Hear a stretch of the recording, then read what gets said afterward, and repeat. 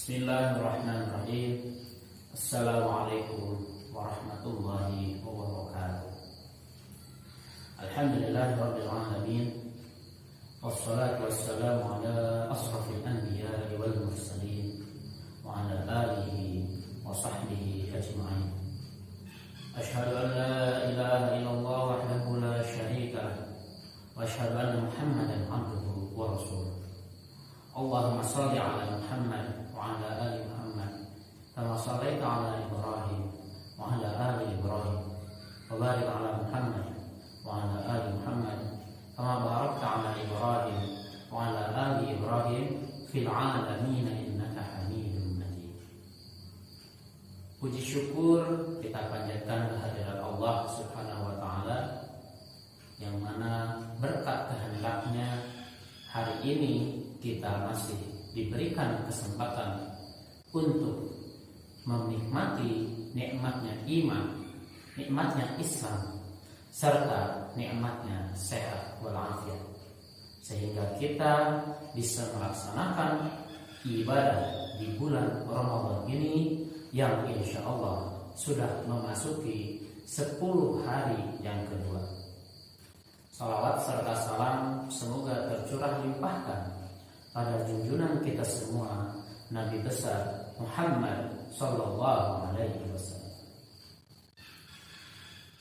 Baiklah anak-anakku yang Pak Sufyan banggakan, pada kesempatan ini Pak Sufyan akan membahas terkait dengan aktivitas-aktivitas yang senantiasa dilakukan khususnya di bulan Ramadan. Bahkan aktivitas-aktivitas ini sering kita lakukan di bulan-bulan yang lainnya.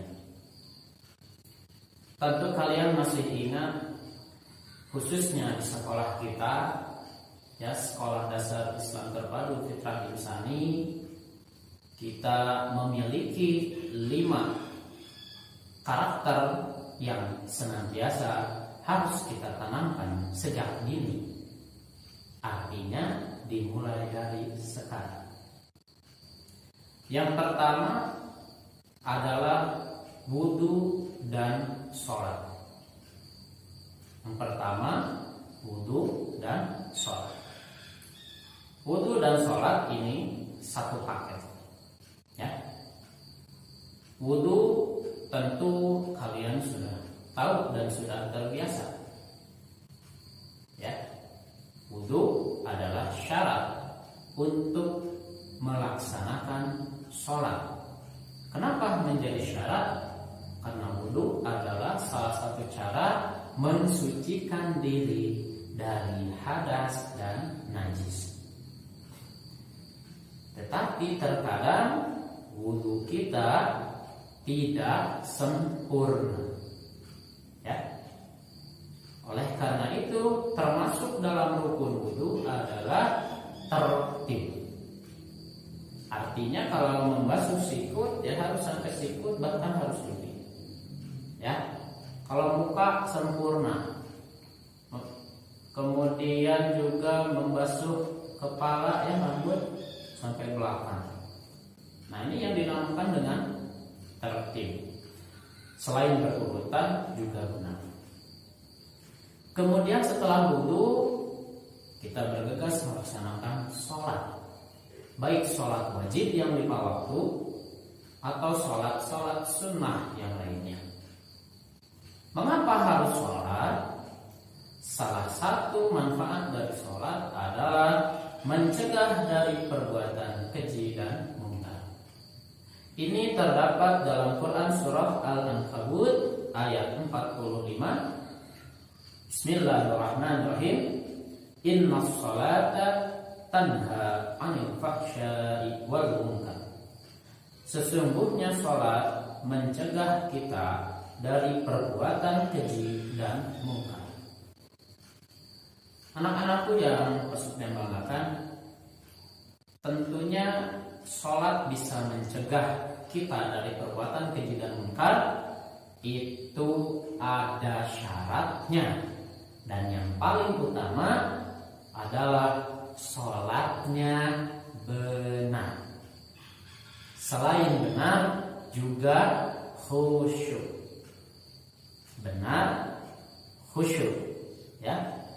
kalau sholat kita nggak benar, ya gerakannya asal-asalan, kemudian juga terburu-buru, cepat-cepat karena pengen sesuatu, bagaimana sholat akan mencegah kita dari perbuatan keji dan munkar? Kemudian yang kedua, kita berusaha sholat untuk khusyuk. Tetapi bagaimana bisa khusyuk kalau kita tidak berusaha untuk khusyuk? Contoh sederhana untuk kalian bisa jadi seperti ini. Pada saat sholat, baik sholat subuh, sholat zuhur, atau bahkan sholat yang lainnya, terkadang ingat mungkin janji dengan teman. Aduh, nanti jam 9 mau main game, seakan ini tanggal merah. Aduh, nanti setelah zuhur saya mau mabar. Ikhwan biasanya. Kalau yang akhwat, nggak tahu nih apakah di kelas 5 ada atau tidak. Ya, misalkan janji jam 1 habis zuhur mau bikin video challenge TikTok. Pada saat sholat zuhur mungkin kalian ingat ke situ. Nah, bagaimana bisa sholat mencegah perbuatan keji dan munkar kalau kita belum berusaha untuk khusyuk? Ya, oleh karena itu sholatlah dengan baik, dengan benar, dan berusaha untuk khusyuk. Termasuk sholat sunnah, seperti halnya sholat duha. Ya, banyak keutamaan yang sudah kita ketahui bahwa sholat duha itu salah satunya adalah pahalanya untuk atau sama dengan sedekah, dan juga insya Allah dengan sholat duha akan melancarkan rizki yang akan Allah berikan kepada kita. Itu yang pertama. Yang kedua, tilawah Al-Quran. Tentu kita sudah terbiasa dengan membaca Al-Quran. Yang belum terbiasa adalah rutin membaca Al-Quran. Pak Sufyan harap setiap hari ya ada waktu khusus, atau bahkan setiap setelah sholat atau sebelum sholat, silahkan tilawah Al-Quran sebanyak-banyaknya, tetapi juga harus dengan tartil. Seperti di Quran surah Al-Muzammil, warattilil Qur'ana tartil. Baca Quran harus dengan tartil. Ya, harus dengan tartil. Jangan terburu-buru. Baca dengan baik, dengan benar. Satu huruf bernilai 10 kebaikan. Di bulan Ramadan ini dilipat gandakan oleh Allah Subhanahu wa taala. Bayangkan kalau satu hari kalian bisa membaca 1 juz, ditambah hafalan minimal saat TTQ. Silahkan hitung berapa huruf yang sudah kalian baca, kalikan 10. Itu pahala biasa. Kalau sekarang dilipat gandakan, kalikanlah, katakanlah paling sedikit 5. Ada yang mengatakan ini 10 ya. Coba andai kata 5 saja. Berapa pahala yang kita peroleh dari baca Al-Quran? Saking Ramadan ini menjadi ladang buat kita untuk mendapatkan pahala sebanyak-banyaknya. Sehingga pahala apapun dilipat gandakan. 1 huruf 10 kebaikan, dilipat gandakan 10 kebaikan. Bayangkan. Ya. Itu untuk tilawah Al-Quran. Yang ketiga, adab makan dan minum. Ya. Makan dan minum, tentu kalian sudah ingat, makan dan minum harus dengan tangan kanan sambil duduk. Jangan lupa juga membaca doa, minimal membaca bismillah. Ya. Diingat, pada saat bulan Ramadan, khususnya saat berbuka, disunahkan untuk berbuka dengan yang manis-manis. Misalkan kurma, kalau di Indonesia bisa jadi kolak mungkin, ya, dan lain sebagainya. Tapi jangan juga terlalu banyak es, ya, es campur, es teler dan es yang lainnya, sebisa mungkin tidak. Kemudian yang berikutnya adalah menjaga kebersihan. Menjaga kebersihan. Ada hadis yang mengatakan at-tuhuru syatrul iman. Kebersihan atau kesucian adalah sebagian dari iman. Jadi kalau anak-anak mengaku beriman pada Allah, maka senantiasa jagalah kebersihan. Minimal kalian rapihkan tempat tidur sendiri. Kemudian setelah makan silahkan rapihkan, simpan di tempatnya sendiri. Syukur-syukur cuci piring sendiri, ngepel sendiri, ya. Dan niatkan untuk membantu orang tua di rumah. Jadi dengan adanya wabah yang Allah turunkan ini membuat kita lebih banyak di rumah. Nah, gunakan untuk membantu orang tua. Jangan banyak main game. Tentu kalian pernah lihat berita orang kecanduan game sampai HP-nya nggak ada, tetap begini nih. Nah, gini. Apakah mau kalian seperti itu? Karena tidak bisa mengatur tangannya untuk bermain handphone. Ya. Untuk sesekali mungkin masih bisa refreshing setelah belajar, setelah menulis, terus kalian main game sebentar, itu silahkan, mungkin tidak terlalu bermasalah. Tetapi pada saat game, handphone dan lain sebagainya sudah mengganggu aktivitas ibadah kalian, apalagi sampai melawan orang tua, berarti ada yang salah dengan penggunaan HP. Mister sarankan segera beristighfar pada Allah, lalu kemudian bertaubat, dan silahkan untuk mengatur penggunaan handphone dengan sebaik-baiknya. Kemudian yang terakhir adalah sopan dan santun. Sopan kepada yang lebih tua, santun pada yang lebih muda. Karena Islam adalah agama yang penuh dengan kasih sayang. Islam adalah agama yang suci.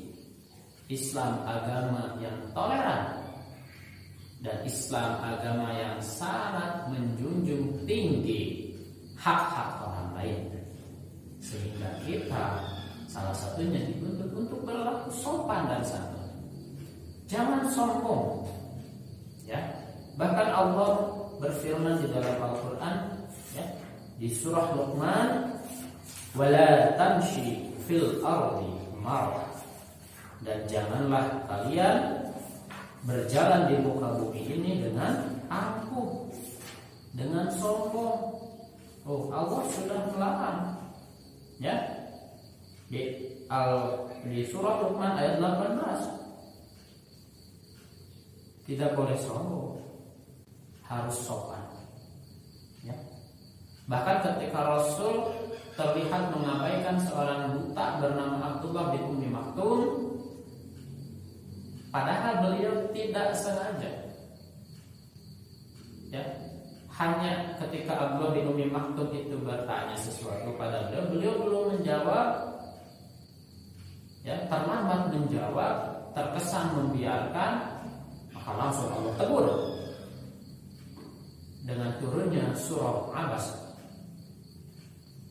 Sekelas Rasul saja yang sudah dijamin masuk surga oleh Allah Subhanahu wa taala, ya, ketika salah sedikit saja maka langsung Allah ingatkan. Ya. Untuk apa? Memberikan contoh kepada umatnya bahwa apapun yang ada di dunia, status sosial apapun orang, keadaan fisik orang, kita tetap tidak boleh sombong. Kepada yang lebih tua, kita bersikap sopan dan hormat. Kepada yang lebih muda, kita bersikap santun dan juga menyayangi yang lebih muda. Pada adik-adik kita atau kepada siapapun kita tumbuhkan sifat sopan dan santun kita setiap hari. Itu saja anak-anakku yang Pak Sufyan banggakan yang bisa disampaikan hari ini. Semoga hal ini bermanfaat sebagai pengingat bagi kita bahwa di bulan Ramadan ini senantiasa kita berusaha untuk beramal sebaik-baiknya dan raih pahala sebanyak-banyaknya. Mohon maaf atas segala kesalahan dan kehilafan. Jangan lupa berdoa kepada Allah semoga wabah ini cepat selesai dan juga kita bisa beribadah di bulan Ramadan khususnya dengan penuh khusyuk, dan juga mudah-mudahan kedepannya kita bisa melakukan aktivitas kita seperti biasa, tentunya dengan niat beribadah kepada Allah Subhanahu wa taala. Hasbunallahu wa ni'mal wakil, ni'mal maula wa ni'mal nasir. Wassalamualaikum warahmatullahi wabarakatuh.